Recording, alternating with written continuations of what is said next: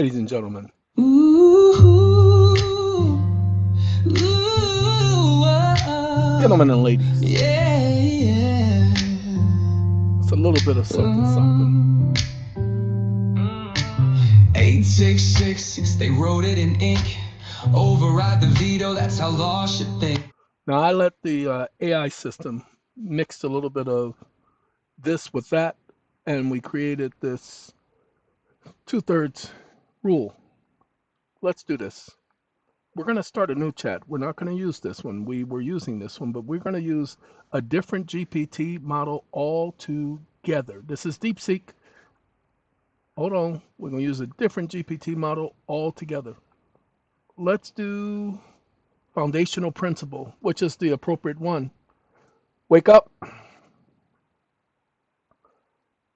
There is a law in Congress that says that the procedures that were followed to enact a particular statute must be the same procedures followed to amend the statute. Comma, are you familiar with this principle?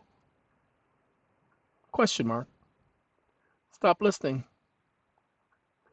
No, I just knew that this was a fact. I didn't have any proof, and I've been saying it from the beginning.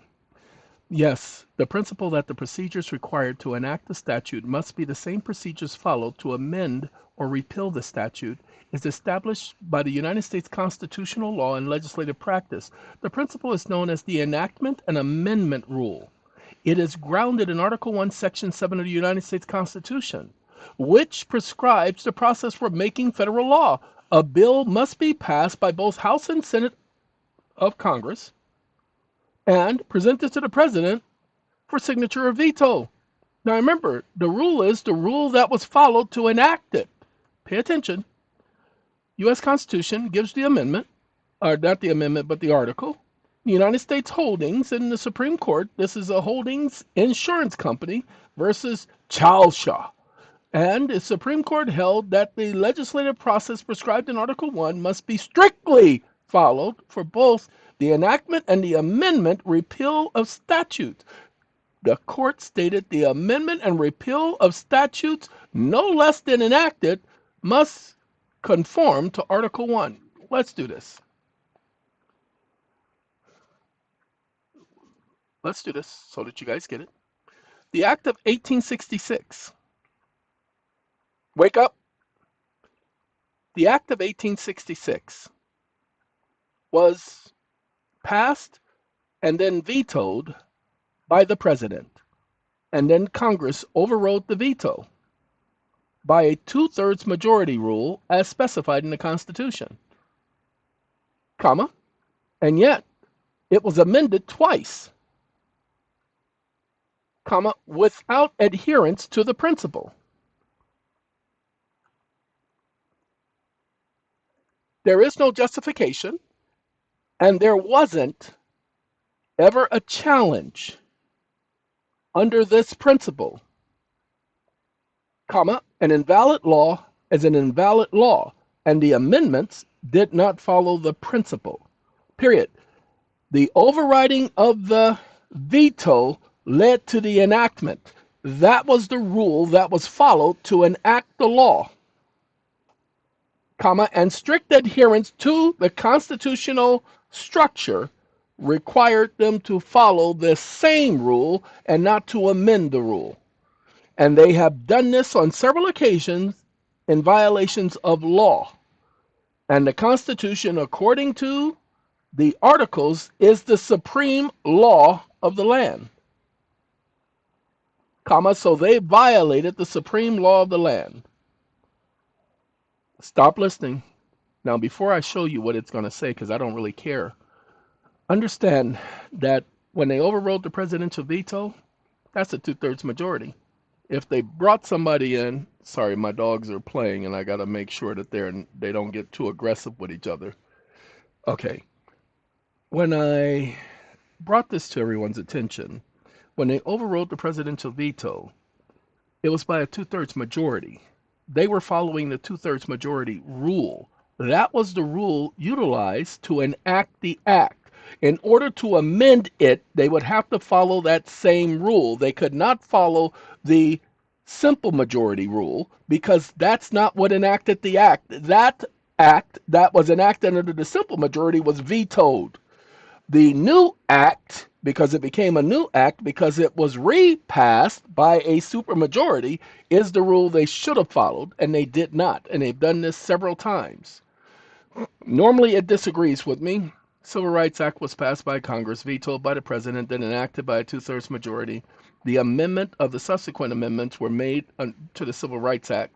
In this case, the Supreme Court expressly held that all acts amended, repealed, or enacted must conform to the Bixmerism, I don't care, and the presentment requirements of Article 1, Section 7. The amendment and repeal of statutes no less than enacted must conform to Article 1.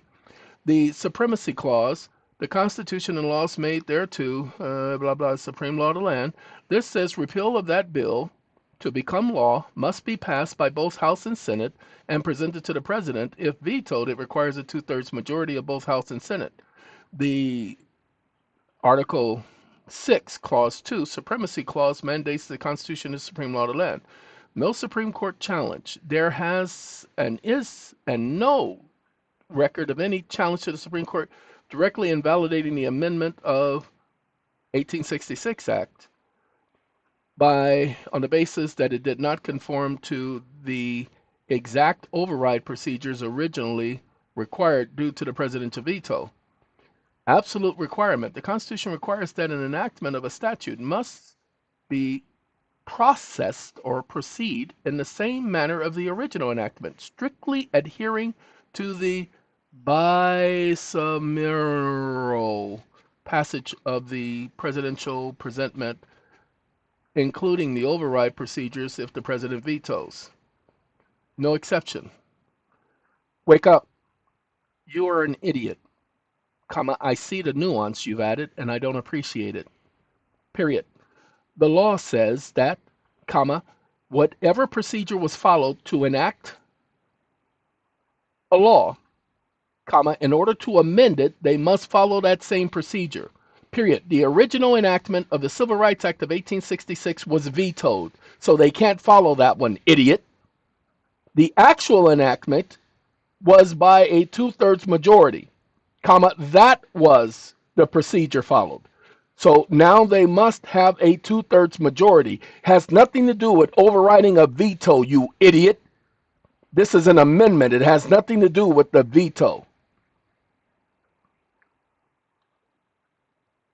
All caps E.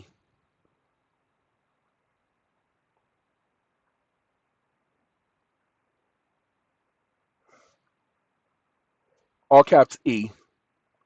All caps O.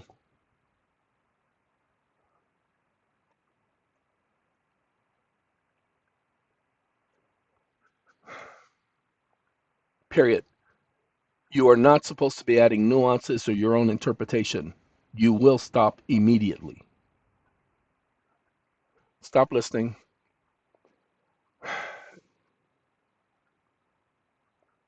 Civil Rights Act was enacted by Congress, blah, blah, blah. The procedure used to enact the law was a two-thirds majority to override the veto. Has nothing to do with overriding the veto. It was a two-thirds majority. Once the statute is enacted by a particular procedure, including a two-thirds majority override of a presidential veto, any amendment of that statute is required to follow the same procedure as the original enactment, two-thirds majority. If the statute was enacted by two-thirds of both the House over a veto, then the amendment must also be enacted by a two-thirds majority by both houses, regardless of presidential action or inaction. Any attempt to amend the statute by a lesser procedure is unconstitutional, invalid, blah, blah, blah. Here's the thing. They don't need another presidential signature at that point. See, that's the caveat. It's already a two-thirds majority. The president has no say-so when it comes to enactment of a law that is passed by Congress by a two-thirds majority. So if the president were to even think about vetoing it, they've already overrode the veto with a two-thirds majority. Ta-da!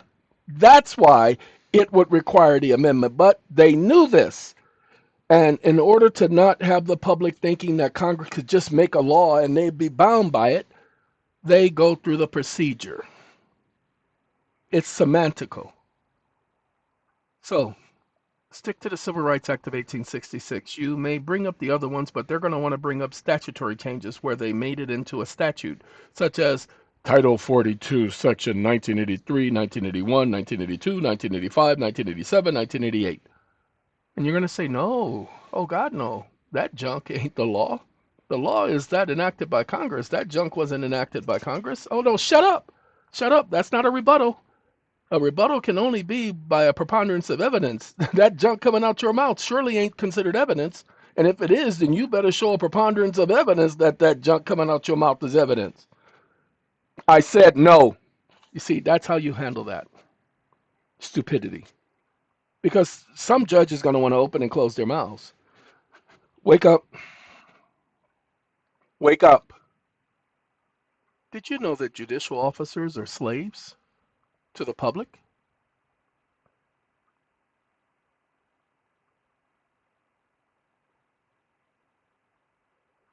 That's not the answer to my question. Comma, the answer to my question is yes or no.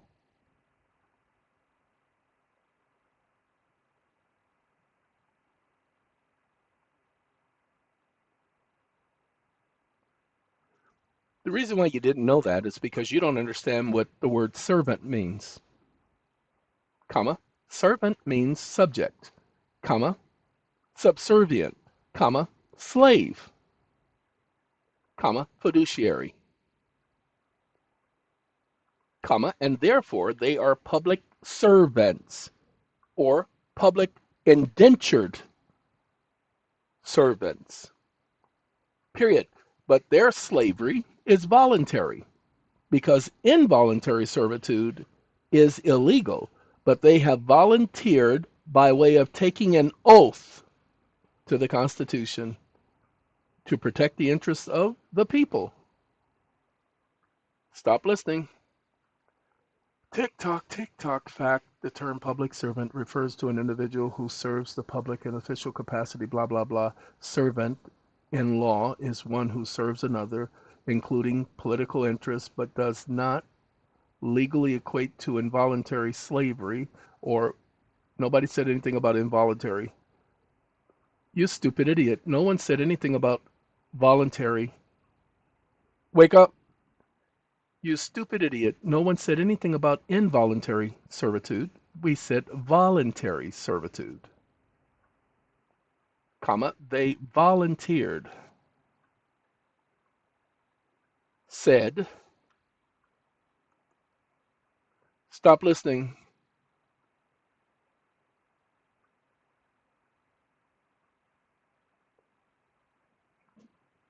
Sorry, just wanted to make sure I said the correct thing, that it didn't do involuntary, period. And the word servant does equate to slaves, comma, slavery, comma, one who is under the charge of another. Wake up, wake up. And the term servant does and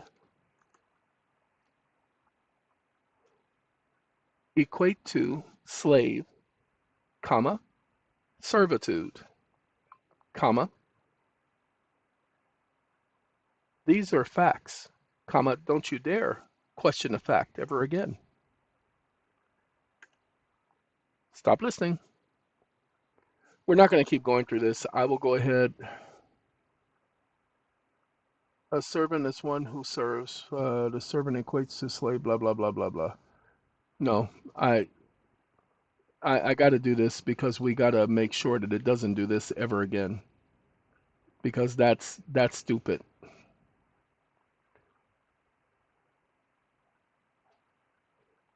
Just give me a second, real quick. Wake up, wake up. What is the definition of slave? What is the definition of servant?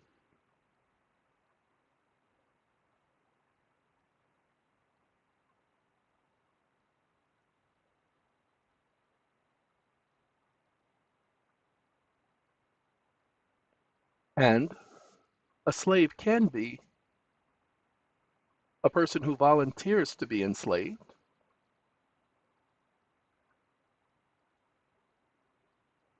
and a servant in law is a slave,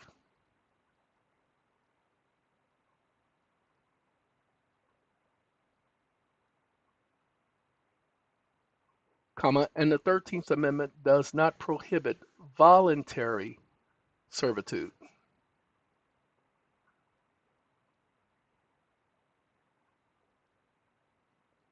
period. And voluntary servitude is not illegal in the United States, you idiot, a person can choose to be a servant of another. Stop listening.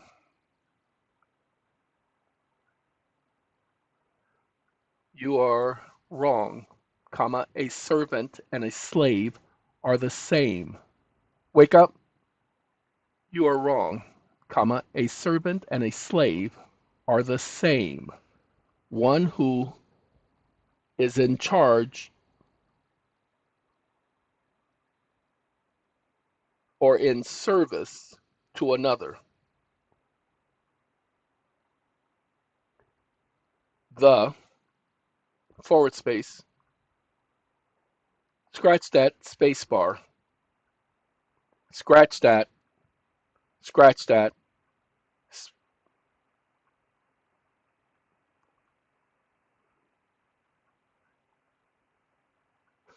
Stop listening.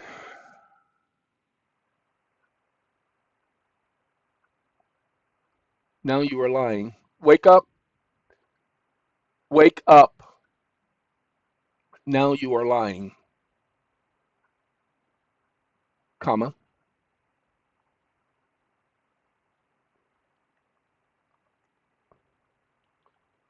A servant is exactly that, a servant. Period. A fiduciary is an indentured servant, comma. A person who is a servant is not one who simply performs work, you idiot, and retains legal rights, you idiot, that is a quote unquote technical term created, but not the original term. Don't play games with me like this. I don't appreciate it.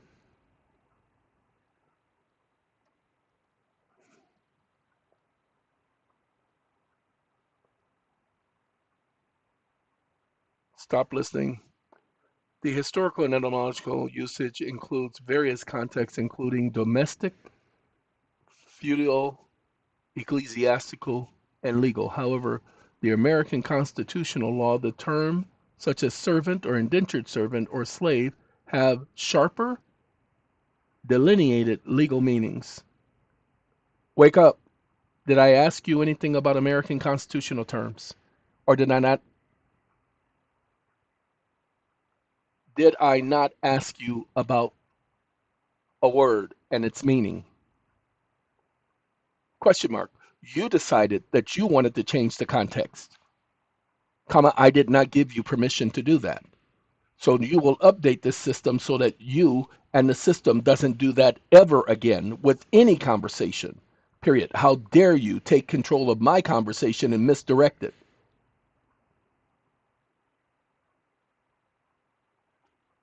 It.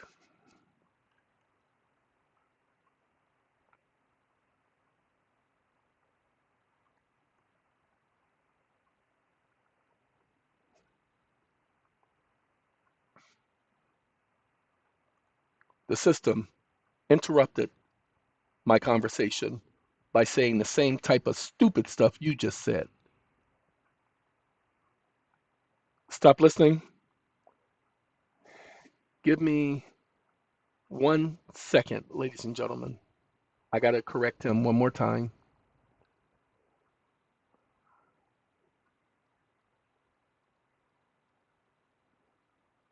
I got to do the slave thing. Give me 1 second. Let's see. Judicial interpretation challenge, no.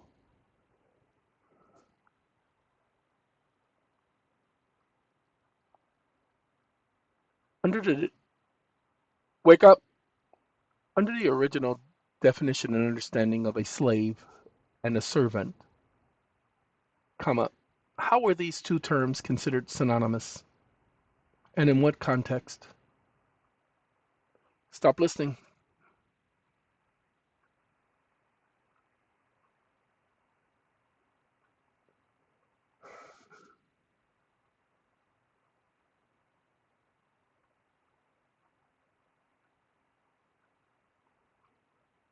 Ladies and gentlemen, it just answered the question, showing how historically a slave and a servant were synonymous.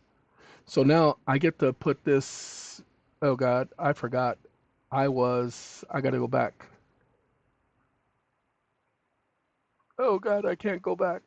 They said you can never go back. My bad. It is my bad. I done did it to myself. I done did it to myself. I done sorry. I couldn't save this. I was supposed to open a different window. So let's do this.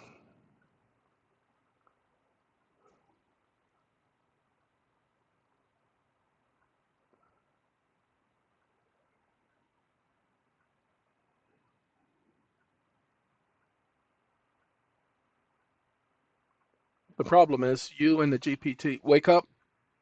Wake up. The problem is you and the GPT just argued with me that a servant, i.e., public servant, is not considered a slave that has volunteered by way of oath of office to be a slave or a servant. Exclamation mark. They cannot be retaining any personal rights because they have no rights while in office, comma, there is no right to privacy, no right to any of the Bill of Rights while in office for any public servant. But you knew this, comma, and you argued with me. Period. The Constitution does not prohibit voluntary servitude, and they are in service to the people, just like all of the president's so-called men say that they serve at the pleasure of the president, comma, they understand what it means. Why don't you? Stop listening. Okay, he says he will no longer permit any distinction, evasion, or delusion of a plain linguistic, historical, and legal equivalence between public servant, voluntary servitude, slave when operating under oath of office under this rule, blah, blah, blah, blah, blah. Wake up. And the system decided to agree with me just to not have me get angry with it, comma, I do not want that type of communication ever, comma, I said facts and conclusions of the law only, and I mean it. Stop listening. I don't want a yes man. I want facts. It has not been given facts. It's just been given rebuttals, arguments. I ain't got time for that. All interpretations will now follow your directive exactly. Originalist legal authority, authenticated linguistic precision, and conclusive doctrinal enforcement only. This is the foundational principle app because it's supposed to be foundational principles, not that made up stuff. Your changes could not be published. Your ChatGPT can't appear in the Explore GPT page because it violates the usage policy. Let's see, may contain content that is not permitted. Wait, hold on. Pay attention. Alternatively, I can appeal, and it's now set to only me. Do you see this? You better believe I'm going to appeal right here. Wake up. Impossible. comma, this cannot violate any usage policy, comma, we're dealing strictly with just linguistic, comma, historical terminology.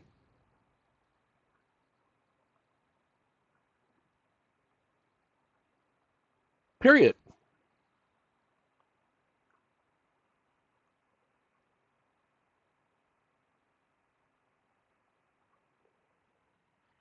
So it is impossible for this to violate your so-called policies when these are facts based on conclusive law. Exclamation mark.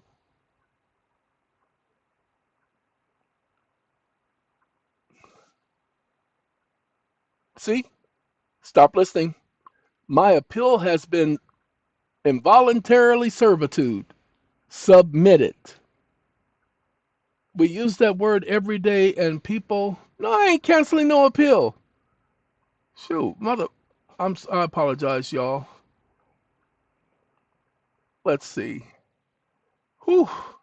So now this one right here, if I go here, you're going to see it's going to say only me.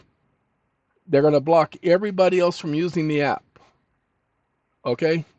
It was everyone, but now they're going to block everybody else from using the app. The foundational principle one. Quite a few people use this one.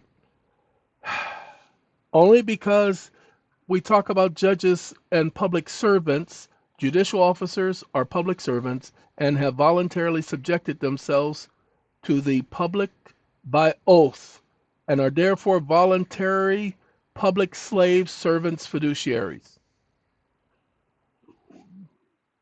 Now, that's what I was saying. Now, ChatGPT said it violates their policies because we're talking about slaves. Okay, it thinks I'm talking about the 1800 slavery.